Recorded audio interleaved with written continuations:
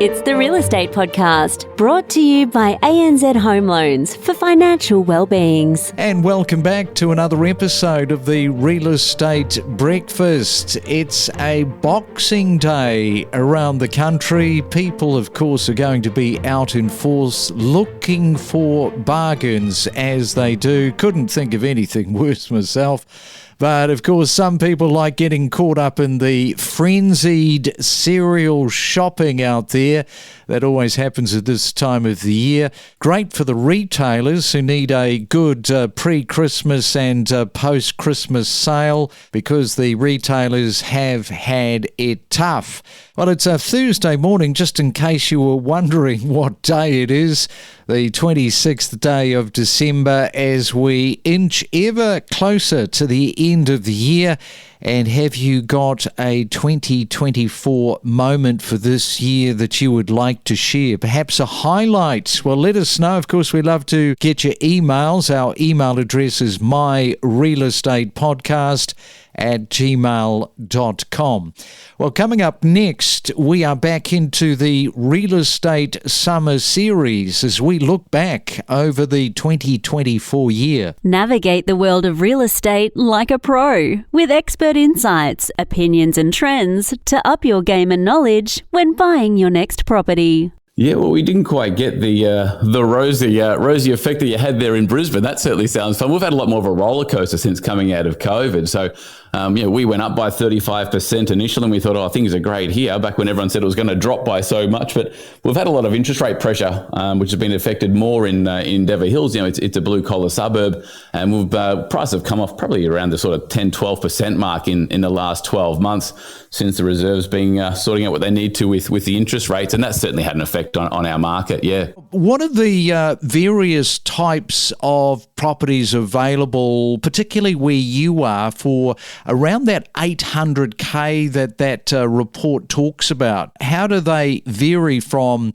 suburb to suburb, which might be a little bit outside of your wheelhouse, but you can certainly talk to that for Endeavour Hills? Yeah, well, we've got quite a mix of property in Endeavour Hills. We're sort of blessed with having larger block sizes, which was certainly enjoyed by families, 10, 15 years ago, but a lot of them now are getting subdivided and cut up. So we're seeing a lot more new townhouses being built. There's quite a few larger subdivisions which have sort of, 16 to sort of 25 townhouse complexes in them as well. And there's actually a lot of knockdown rebuilds happening at the moment where people aren't doing the subdivision, they're just building their big 40, 50 square homes to enjoy the views of Endeavour Hills. But certainly as far as the article goes about what 800,000 buys you, it certainly buys you a lot more now than what it used to. So right now within Endeavour Hills, you'd be getting a renovated 3-bed, 2-bath with 2 living areas and the double garage for that, and quite possibly into an entry-level 4-bedroom, 2-bath with the 2 living areas as well. Which is a great change for us, because if you had have gone back 12 months, it would have been something more around perhaps even a renovated 3-bed, 1-bath at that price point.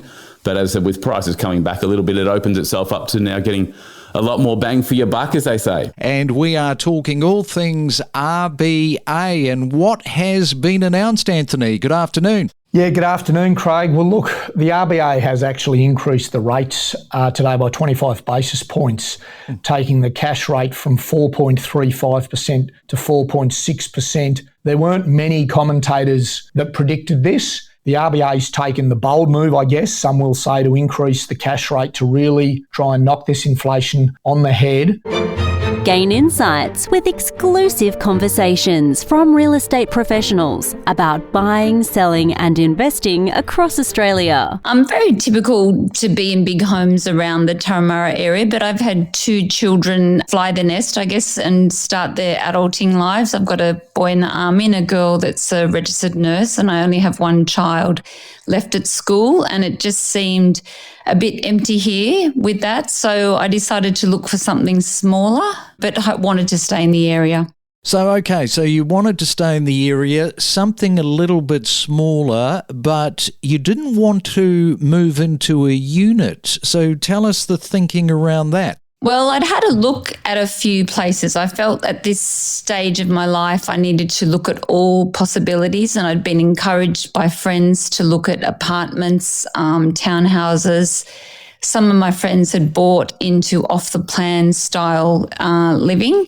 So I did investigate all those options, and also in my practice, I spoke to a lot of women about their strata issues. That really turned me off being a part of a strata, because I found a lot of women felt marginalised and a little bit bullied sometimes being in a strata building. So I was really deterred by that. And I just had a feeling I needed to still have a freestanding property. So I searched really hard and found a much smaller house on a much smaller block of land in St Ives and purchased that. So I feel very content. I think a lot of people can identify with exactly what you're saying. You also mentioned that you didn't want to live in an over 55s establishment.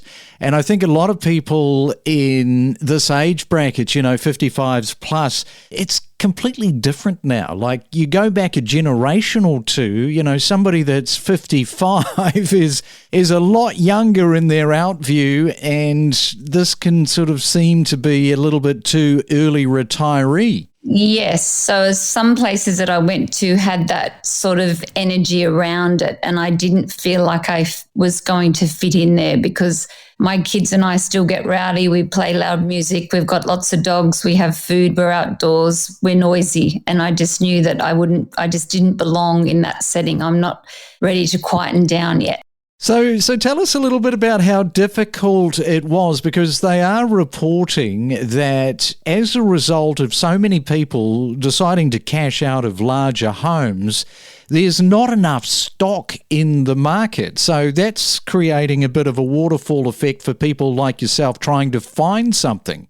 I think you're correct, but if you look at the area, there's not a lot of small property. North Shore flourishes with just big old homes, or even new homes that are all massive on big blocks of land. It's not until you go right down into the lower North Shore where you start to find the smaller blocks and the smaller homes. So this is a rare find, the place I've got in St Ives. There's just not a lot of houses like it in the area. They're just traditionally much bigger homes in the upper North Shore. From the emotion of property, the economic inflation, managing your expectations, lack of stock, price growth, construction appetite, days on market. Stay informed with us and know your property. Coming back to our first home buyers, one of those areas was Mackay, located in North Queensland, of course, also known for its close connection to the Great Barrier Reef. It was all kind of on the up and up, and I think people are still moving to Mackay because of the affordability factor. Definitely. So this particular report is something that a lot of our first home buyers and investors really look forward to. Because as we know, there has been an increase in most capital cities' median house price. It is pricing out quite a lot of first home buyers and investors. And so it's providing everyone with an alternative to capital city investment or home buying. We did definitely identify Mackay as one of the top areas in Queensland last year.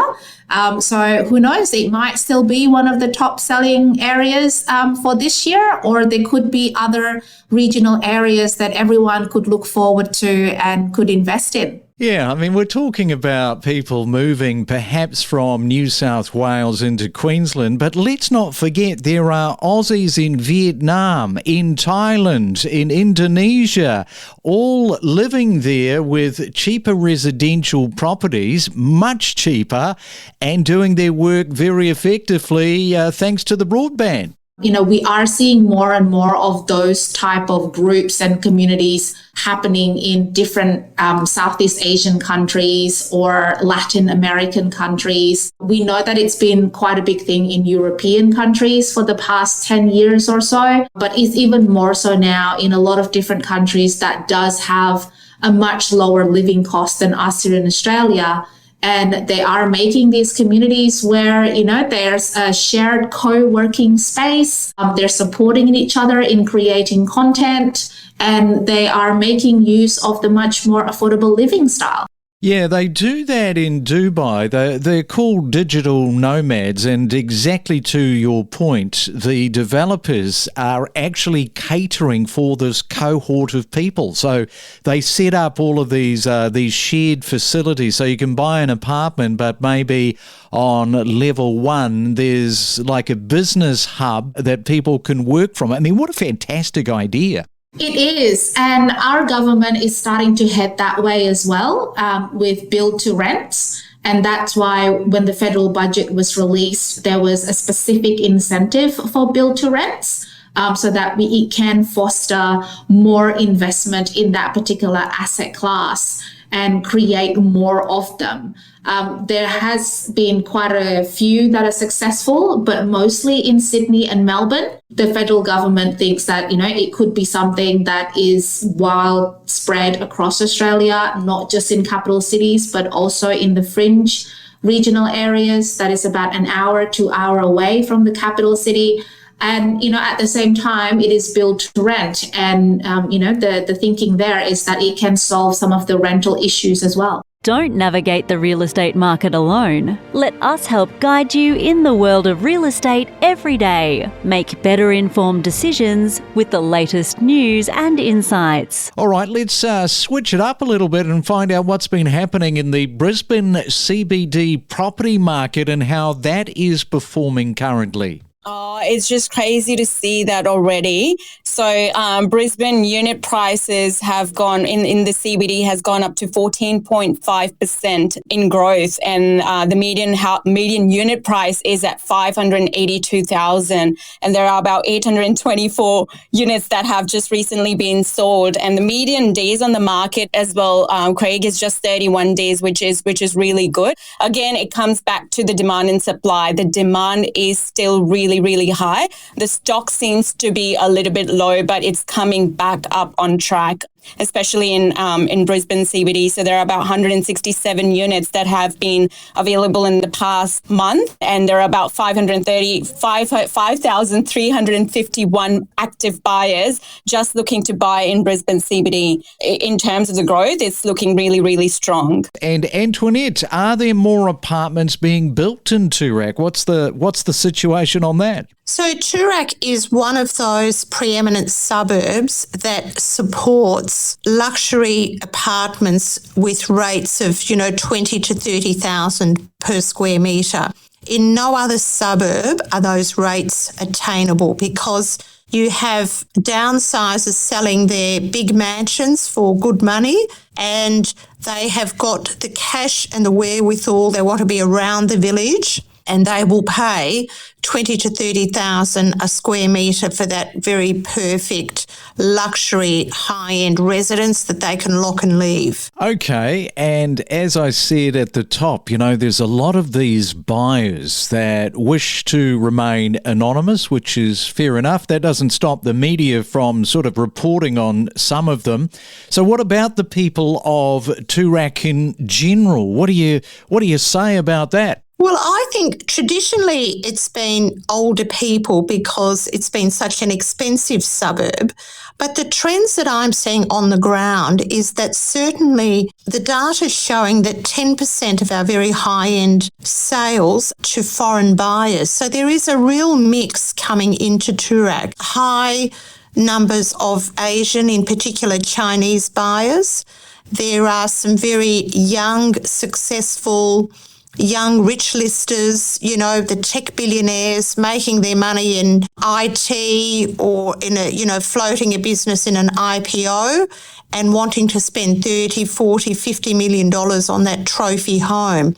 So there has been, I think it is a real reflection of what's happening in the global economy with successful entrepreneurs wanting to come in and buy the trophy property, whereas traditionally it was your moneyed families who would own the homes in Albany Road and St George's Road. That is a very different profile of buyer coming through the market. Ready to step up your property knowledge? Access powerful insights with us. We connect you to the best real estate information across Australia. The Real Estate Podcast.